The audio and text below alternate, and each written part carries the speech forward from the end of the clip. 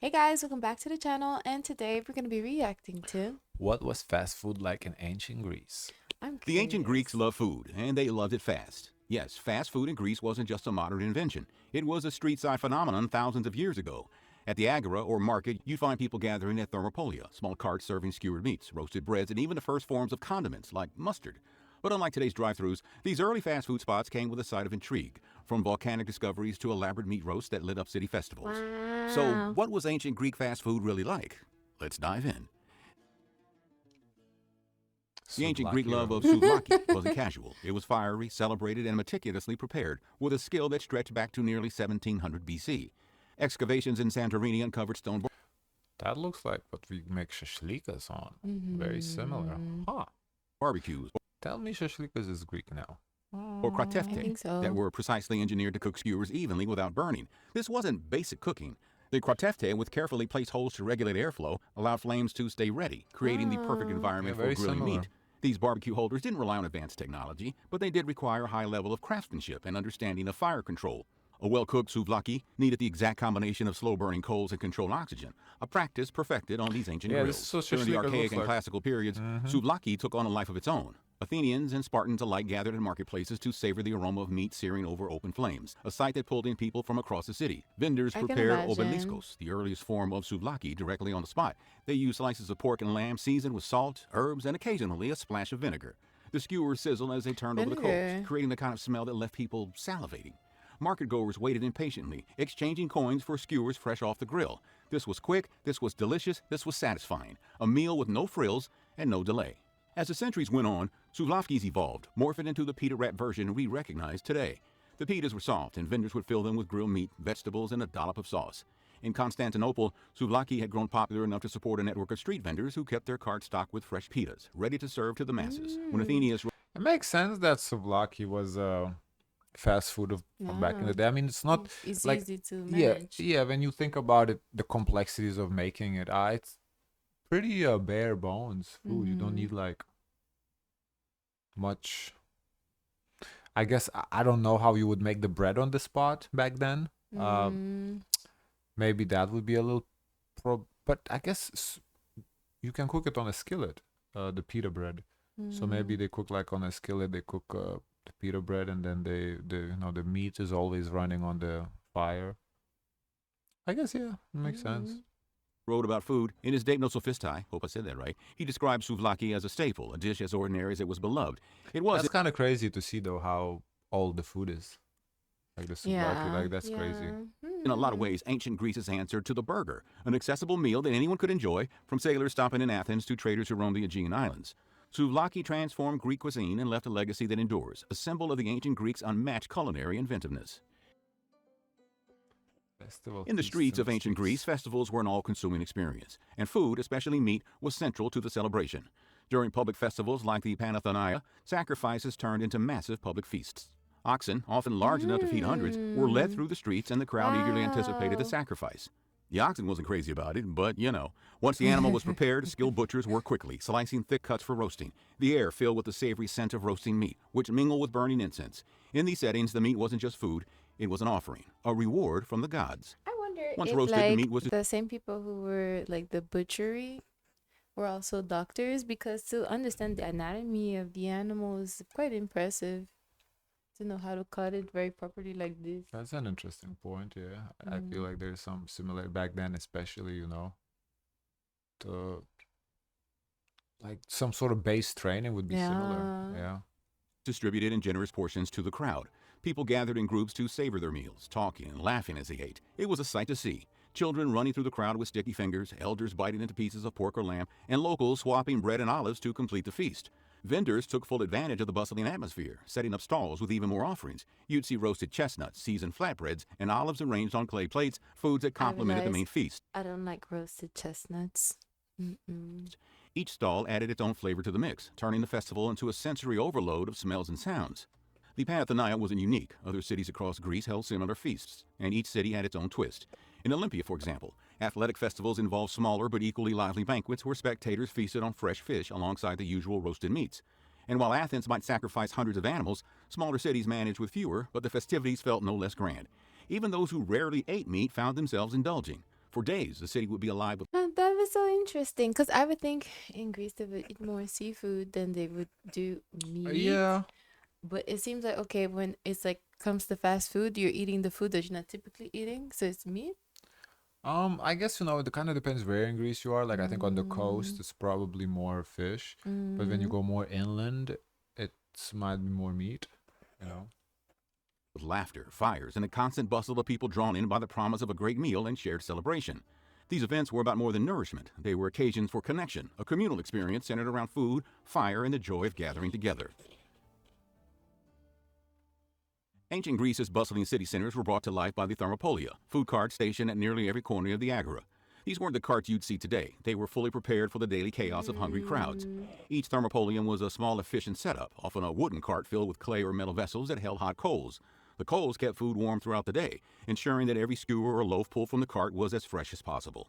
The vendors arrived before dawn, setting up their stations, organizing their skewers and loaves of bread with a precision that I spoke wonder, to okay, years of he's experience. not saying like, okay, how do the vendors get their spot? Do you have to like pay for your spot, or anyone can just set up shop and start I'm sure you selling? have to pay the city. I Uh, think like the what you call it, not the maybe bureaucracy too. mm, It originated back then. I think you mm, all pay for your city. Pay the tax or whatever it's called. I think it was back mm. then.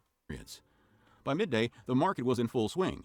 Patrons lined up in droves, coins in hand, eager to get their fill of the day's offerings. The smell of grilled meats, usually pork or lamb, filled the air, mingling with the sense of fresh bread, olives, and garlic. Each order was a quick, practice motion. The vendor would lift a skewer from the coals, wrap it in a piece of bread, and hand it over to the customer, who would be back out of the line and back in the crowd before the next order was even taken. In a few short moments, a simple skewer of meat became a meal that could be eaten while wandering the stalls, shopping, or catching up on the latest gossip. Because in the streets, there's always gossip. Athenaeus, a Greek writer, described Thermopolia as focal points of urban life. The carts sold meat skewers and breads, but some even offered more unusual fare. Roasted chestnuts were popular, along with salted fish brought in from nearby ports. Some vendors specialized in cold cuts, thinly slicing meats cured in salt and herbs, a delicacy to be enjoyed alongside a piece of barley bread. The carts offered an experience that went beyond just feeding the locals. They created a lively, sensory experience that made the agora feel like a fair. Patrons would stop, chat, and snack, relishing each bite and savoring the atmosphere. Yeah, that was before social media. That's the meetup spot. I wonder how much people like ate out here versus cooking at home. Mm. Because I would think it would be similar. Like right now, it would be more expensive to eat out than to cook at home because these people have to make money too. They're not doing this, out of the kindness of their heart. Mm. So I wonder how popular it was. Atmosphere that the Thermopolia brought to ancient Or Greek was it streets. just like, like a rich activity, like eating out? Mm. Respond to the drowning. How could this possibly be true? Matthew Perry died as a result. Tzatziki, one of Greece's most famous sauces today, has roots that go back to the creamy, tangy candolos sauce of ancient I Greece. feel like Candolos wasn't just the street food would be more affordable because at home, I would imagine the table full of food. I think of like the king's table with all the food presented on for people to feast, as opposed to getting something quick like this, like a quick bite. No, but not every meal has to be a feast. I don't. I have no idea, honestly. I'm curious.